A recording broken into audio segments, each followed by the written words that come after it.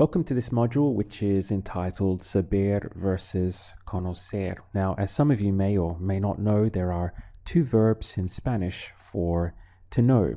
We have saber, which we've already worked with, and we have conocer.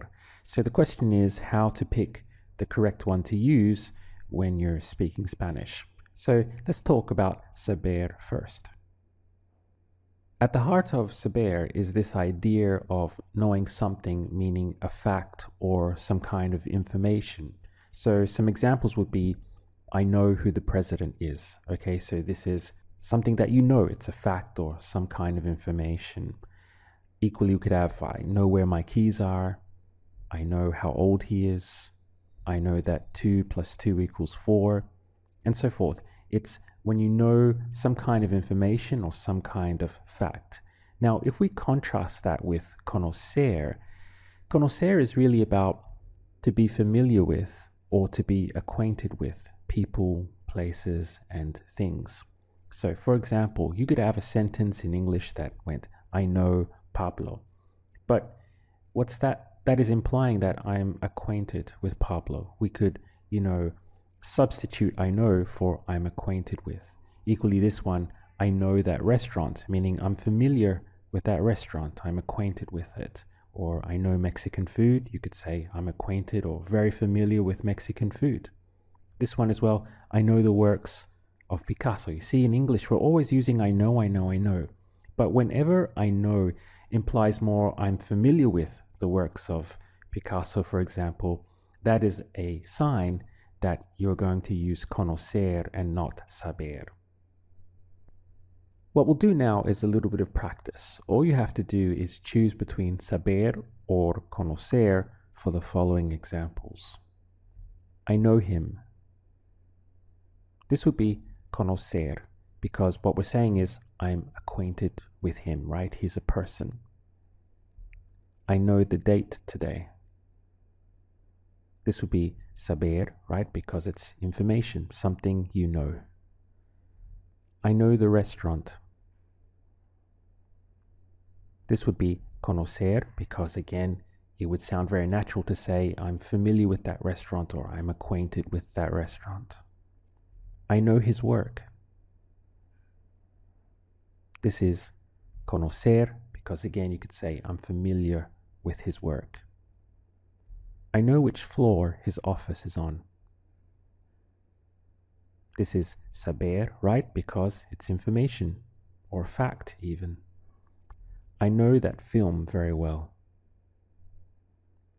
This is conocer because you can say I'm very familiar with that film or acquainted with that film. I know when she will arrive today. This is saber because it's information. Now, this video was just a very short introduction to the concept of the differences between saber and conocer. In the next video, we'll go into things much more deeply. Let's continue with this series now on saber versus conocer, and I'd like to talk a little bit more about saber. As we've already seen, we use saber for saying that we know some kind of fact or some kind of information, but we also learned in the previous module that saber is used to express when you know how to do something, and it's also used for when you know something by heart, that you've memorized something, right? So let's just do a quick review now for examples of those. So here we have, I know how tall I am. Well, this is a piece of information, right? It's a fact. It could be, I know how tall I am. I know when the bus will arrive. I know the square footage of that house. I know how many floors there are in that building, right? I know the temperature today. These are all pieces of information that you know. So we use saber. But then we also have, I know how to type. Okay, so this is how to do something. How to type, how to swim, whatever it is. Then we have this one where I know the words by heart. So this is to memorize something. Okay, so these are the three kind of main uses of saber. Now, if we contrast that with conocer, we're really referring more to people and places because conocer carries this meaning of to be familiar with or to be acquainted with. And we're often acquainted with people or familiar with places. But don't forget that we can also be familiar with things as well, such as I'm familiar with that restaurant and the food they serve, or I'm very familiar with the works of Beethoven, for example. So conocer carries this meaning of to be familiar with or to be acquainted with people, places, and things. Let's run through some more practice now. Again, all you have to choose is between saber or conocer. Here's the first one. I know Joanna. This would be conocer because we're talking about a person and being acquainted with a person. I know how to play poker. This is saber because we're saying we know how to do something. I know how to make margaritas. This again is saber, something you know how to do. She knows your work very well. This is conocer because it's implying she's very familiar or acquainted with your work. We knew everyone at the party last night. This is conocer because what we're saying is we were already acquainted with everyone at the party last night. I know the capital of Argentina is Buenos Aires. This is saber, right? To know some kind of fact or piece of information. Now look at this one. I know Buenos Aires very well. This would be conocer, because what we're saying now is that I'm very familiar with Buenos Aires, implying that I know how it works there, I know how to get around, I feel comfortable in the city. So you see, in one example, this was a fact, a solid piece of information, where the other one is more implying that I'm familiar with or acquainted with how it works there. Look at this one. I know how to cook Italian food. This would be saber, because it's knowing how to do something. If we contrast that with this, I know Italian food very well. This now is conocer, because again, we're saying I'm very familiar with Italian food. Do you know where my umbrella is? This would be saber, because we're now asking someone else if they know this piece of information. Do they know where it is? We're not asking them, are you familiar with or are you acquainted with where my umbrella is, right? Try this one. I know these lyrics by heart. This would be saber, but more than that, saberse, because we have to use the verb reflexively when we are expressing that we know things by memory or by heart. What about this one? I know how paella tastes. This would be conocer, and I'll explain a little bit more why. First of all, it sounds very natural in English to say I'm familiar with how paella tastes. And secondly, we're not really saying any fact about paella. For example, I know that rice is an important part of the ingredients used to make paella. So there we're really saying some type of fact or information that we know, whereas this one is more implying that we are familiar with how it tastes. So that's why we go with conocer. Another example of this would be, I know what marijuana smells like. Again, we're not saying any fact about marijuana. We're just saying that we are familiar with how marijuana smells, what it smells like. So for that reason, again, we would go with conocer. Now, in the next video, we're going to be deep diving into this topic even further.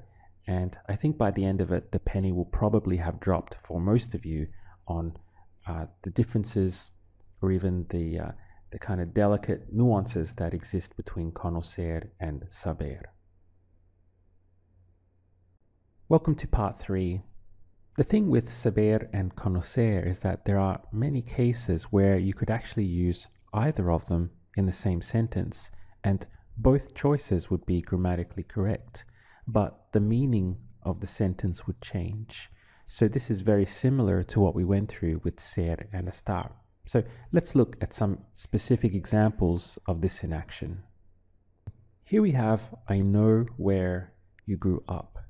If I used saber here, in other words, sé for I know, then what I'm indicating is that I know this information about you, this fact, but I'm not indicating or saying that I've ever actually been there myself. I mean, I'm not familiar with, I'm not acquainted with the place, but I know this information about you, the name of the place where you grew up.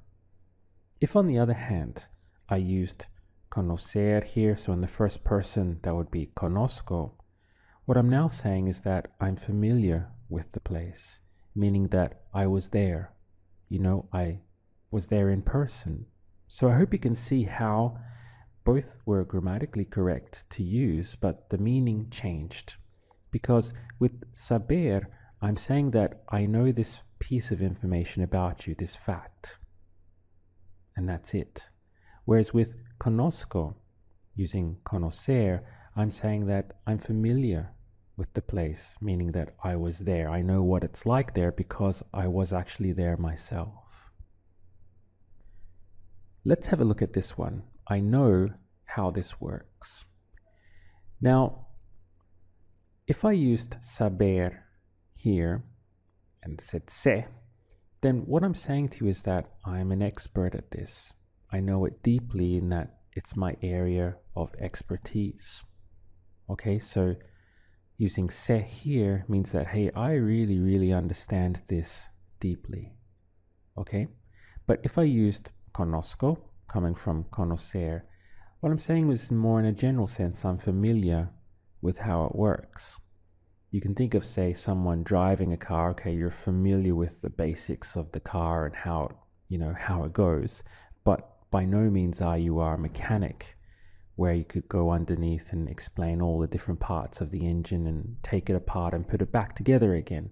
So you see here, saber is representing a deeper knowledge than conocer, because remember that conocer is to be acquainted with, to be familiar with, whereas saber represents a really kind of expert, deep level of knowledge about something. So here again, you have a choice between saber or conocer, depending on what it is that you want to express. Here's the next one.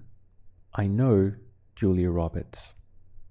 Now, if I used saber here, said sé, what I'm saying is that I know who she is, meaning I know that she's a famous film actress. I know this fact, all right? But if I went with conocer and said conozco for I know, then what I'm saying is that I'm acquainted with her personally, that I actually met her or that I know her personally. So again, saber is expressing that I know this fact or this information. Like, I know who Julia Roberts is. I know that she's a famous film actress, okay? I know that information. But if I switch over to conocer, now I'm saying or implying that I am personally acquainted with Julia Roberts, meaning that I met her or something like that. So again, you can see there's a very strong difference in meaning, even though both are grammatically correct.